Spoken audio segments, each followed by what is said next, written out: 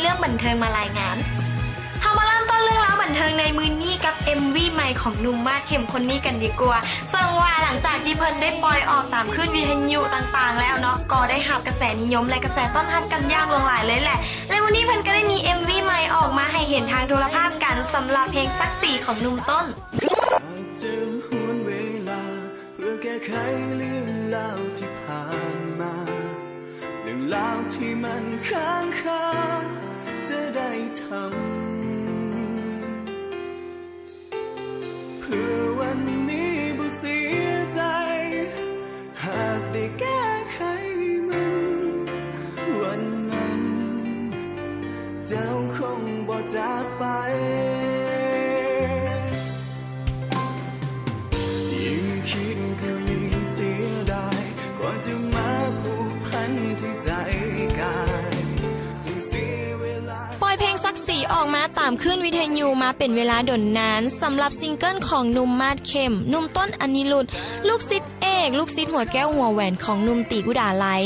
ตอนนี้ก็ได้มี MV ออกมาให้เห็นกันซึ่งเพิ่นก็ได้ปล่อยตามโทรภาพและรายการเพลงต่างๆเป็นที่เยี่ยมห้อยแล้วสำหรับเพลงซักสีที่หนุ่มต้นได้ถ่ายทอดอารมณ์ออกมาได้เศร้ากินใจบ่ว่าจะเป็นฉากที่นางทายอยู่ในสตูเป็นชายหนุ่มที่เจ็บปวดกับเครื่องดนตรีคู่คือเปียโนก็เพราะยิ่งในศักดิ์ศรีต่างคนต่างเอาแต่ใจต่างคิดว่าตัวเองถือและดีและฉากที่ต้องออกมาถ่ายทำอยู่นอกคือหาดดอนจันทร์เพื่อให้ได้บรรยากาศและเข้ากับเนื้อเพลงแต่ตอนนี้เจ้าอยู่ไสจากไปบ่เห็นเงา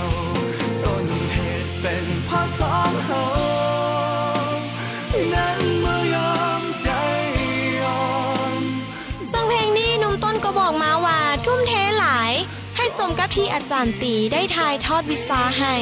พร้อมกับการควบคุมของหนุ่มตี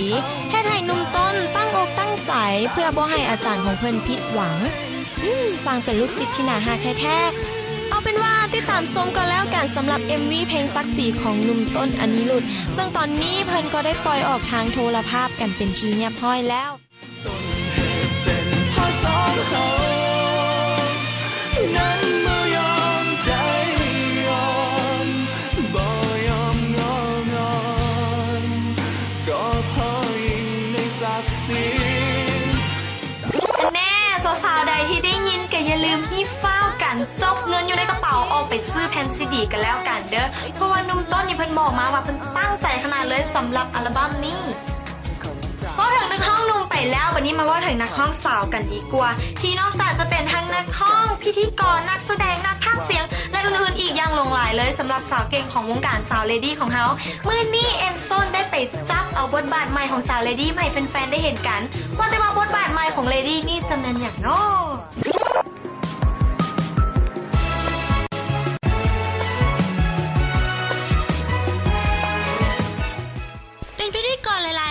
อยู่ทางหน้าจอโทรภาพบ่ว่าจะเป็นรายการ Music Sad One และรายการสบายดีเมืองลาวนอกนั้นก็ยังเป็นศิลปินนักพากย์เสียงและอื่นๆที่โลดแล่นในวงการบันเทิงสำหรับสาวคนเก่งคนนี้สาวเลดี้สุขสวรรค์บุญมาก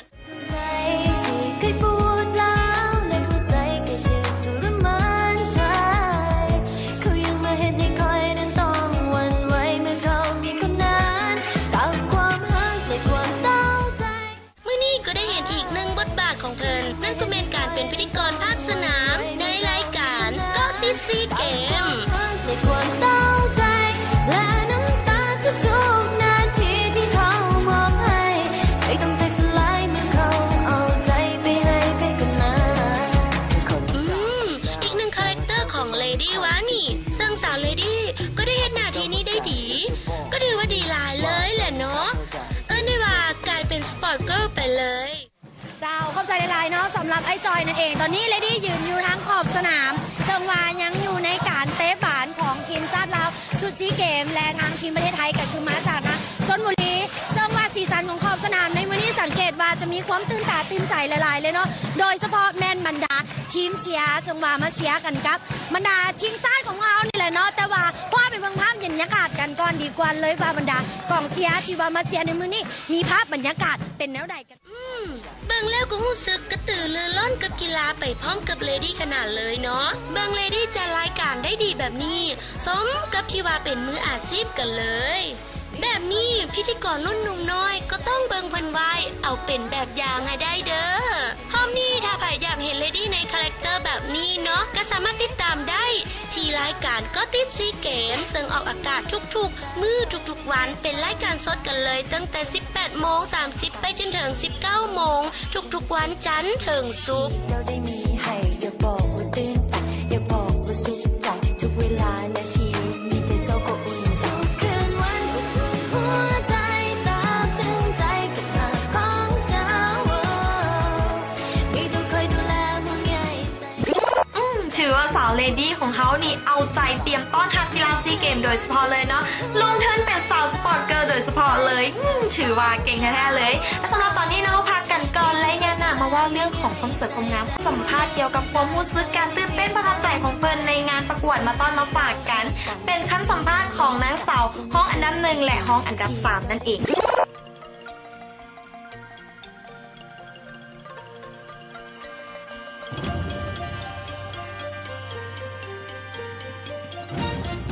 นางสาวลาวปี 2009 ก็ได้จบลงไปแล้วในค่ำคืนของวันที่21 พฤศจิกายนที่ผ่านมานี้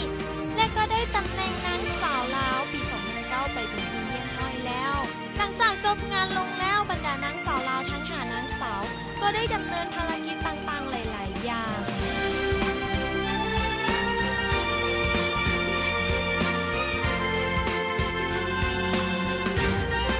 และล่าสุดก็ได้เจอบรรดานางสาวลาวอยู่ที่งานเลี้ยงฉลองนางสาวลาวปี 2009 นอกจากนั้นก็ได้ยินคำสัมภาษณ์ถึงความรู้สึกของนางจันประสงค์หมายเลข M17 ที่เพิ่นครองตำแหน่งห้องอันดับ3ในการประกวดนางสาวลาวปี 2009 พร้อมนั้นก็ยังได้ครองตำแหน่งขวัญใจมวลชนนำอีกและเพิ่นก็ได้มาบอกถึงความรู้สึกของเพิ่นว่าสบายดีคือนางจันประสงค์สิริพันธ์มาจากแขวงอัตตปือถึงวันนี้ครับตำแหน่งห้องอันดับ3ในขวัญใจประชาชนปัจจุบันกำลังศึกษาอยู่ที่ลาวอเมริกามีความแตกต่างกันหลายเนาะเพราะว่าได้เมื่อก่อนชัวร์ผู้ใดเขาไม่อยู่จุดนี้กับบ่ทันมีผู้คนอยู่จากหลายแต่ว่า